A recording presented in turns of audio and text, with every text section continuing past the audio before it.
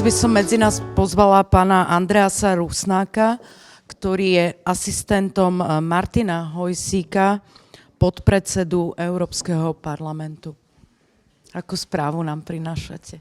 Dobrý deň, ja by som chcel najprv ospravedlniť pána Hediho, ktorého už spomínala aj pani Medovičová, a teda žiaľ zo zdravotných dôvodov sa dnes nemôže zúčastniť, ale zanechal mi vlastne jeho príhovor, ktorý chcel dnes predniesť a rád by som ho teda za neho prečítal.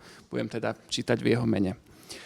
Volám sa Ladislav Hedi, som vzdelaním a profesionálnym pôsobením environmentalista so zameraním na oblasti odpadového hospodárstva, ktorému sa venujem už 29 rokov a reagovania na klimatickú zmenu. Momentálne pracujem ako odborný poradca podpredsedu Európskeho parlamentu Martina Hojsíka pre životné prostredie, ktorý v rámci pomoci občanom vyčlenil v jeho tíme na slovenskú kapacitu aj na pomáhanie miestnym občanom brániť sa zlým projektom v oblasti životného prostredia, hlavne poskytovaním odbornej podpory.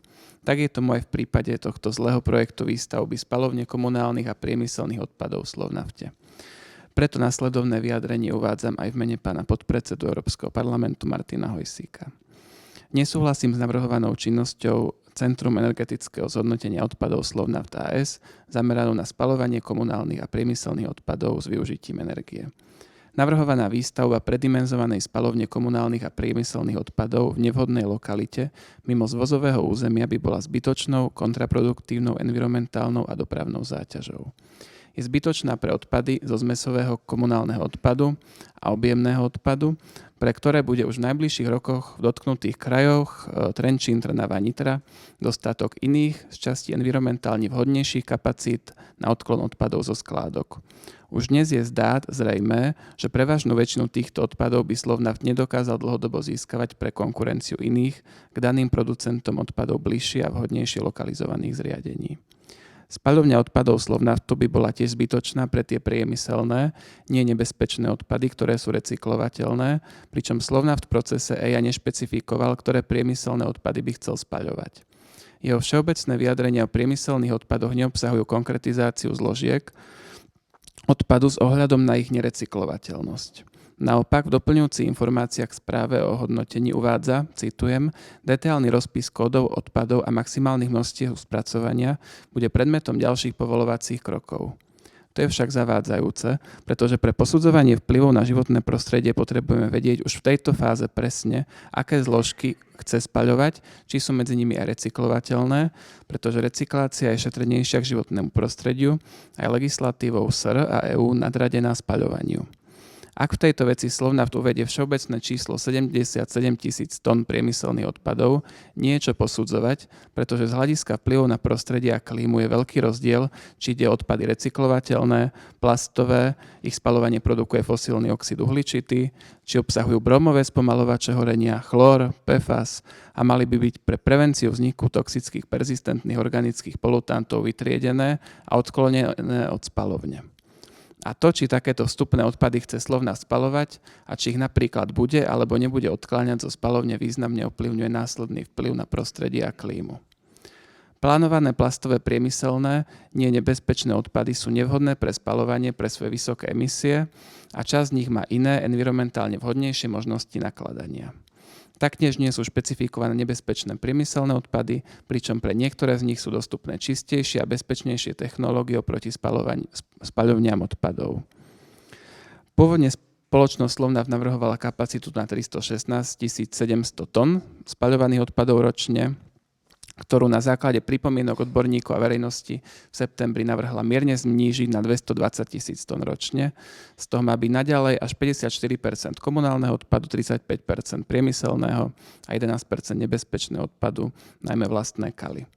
Ak zoberieme v úvahu, že zmesový komunálny odpad bude v Bratislavskom kraji zabezpečený spaľovňou OLO a že ostatné kraji majú značné kapacity už dnes, plus pripravujú ďalšie a po roku 2030 budú mať dostatok kapacít pre odklon komunálnych odpadov od skládok, ako aj to, že niekoľko desiatok tisíc tón priemyselného odpadu nie je vhodného pre spaľovanie z hľadiska vysokých emisí skleníkových plynov, stále je väčšina tejto kapacity neodôvodnená.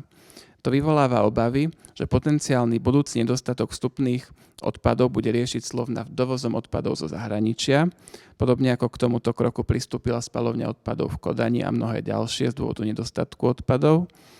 Značné množstvo regiónov a viacero štátov, Dánsko, Švédsko a ďalšie, ktoré vybudovali predimenzované kapacity, sú teraz nútené pre splácanie úverov a ekonomiku spaľovne dovážať odpady zo zahraničia. Mierne zníženie kapacity navrhované Slovnaftom je teda nedostatočné. Samotné ministerstvo životného prostredia žiadalo znížiť kapacitu minimálne o 30 až 50%, pričom Slovnaft zvolil najmenšie možné zníženie a hlavne kapacita nebola jediným negatívom tohto zlého projektu.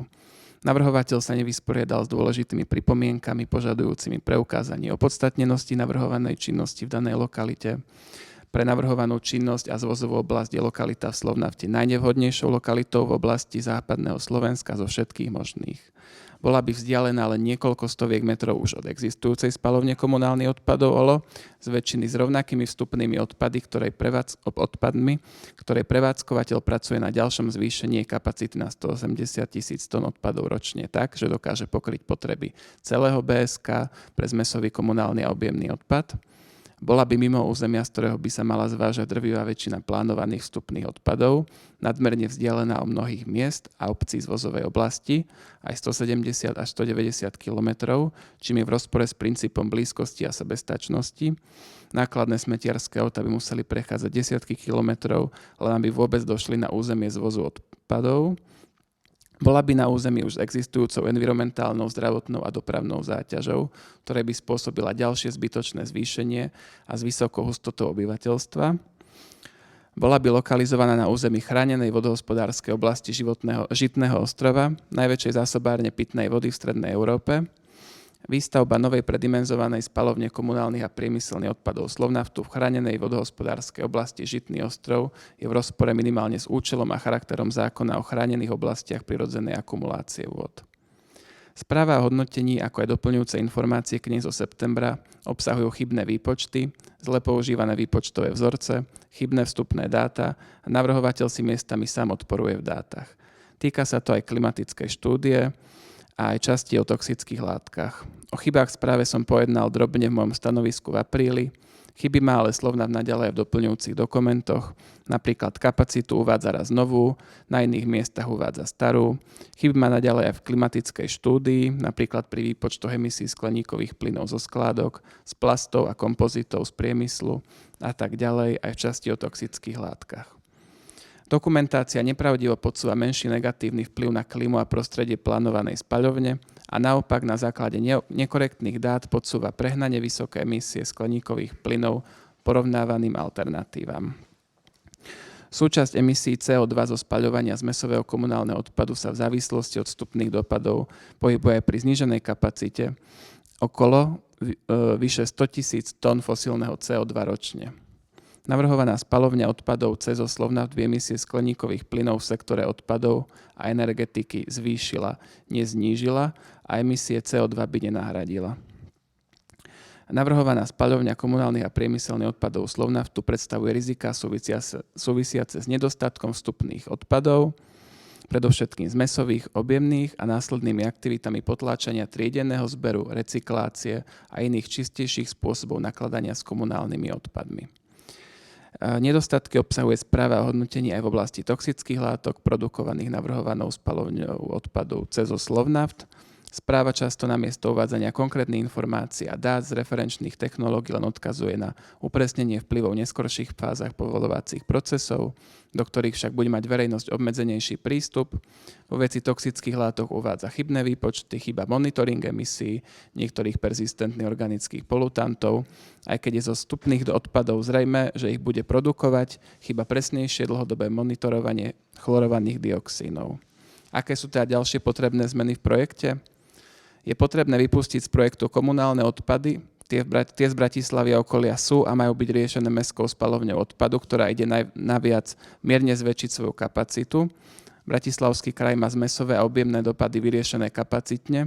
Iné kraje je potrebné riešiť projektami s ohľadom na ich miestne podmienky aj pre minimalizáciu zbytočnej dopravy. Je potrebné vypustiť z projektu tie priemyselné, nie nebezpečné odpady, ktoré sú recyklovateľné. Recyklácia je environmentálne šetrnejšia a nadradená v hierarchii odpadov pred spaľovaním s využitím energie aj v zákonoch Slovenska aj EÚ. Je potrebné minimalizovať zámer spaľovať samostatné plastové odpady. a riešiť ich primárne znižovaním vzniku a recykláciou, hlavne kvôli vysokej produkcii emisí skleníkových plynov fosílneho pôvodu. K spaľovaniu plastových komodít môžeme pristúpiť len v prípade, ak objektívne nie je dostupná recyklácia a ak analýza životného cyklu preukáže, že spaľovanie je najmenej negatívnou možnosťou. A spaľovať by sa nemali ani tie druhy nebezpečných odpadov, ktoré majú čistejšie alternatívy, napríklad pokročilé nespaľovacie technológie pre zneškodnenie nebezpečných odpadov s obsahom perzistentných organických polutantov.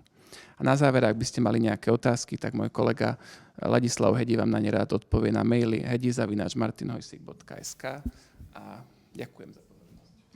Ďakujeme veľmi pekne.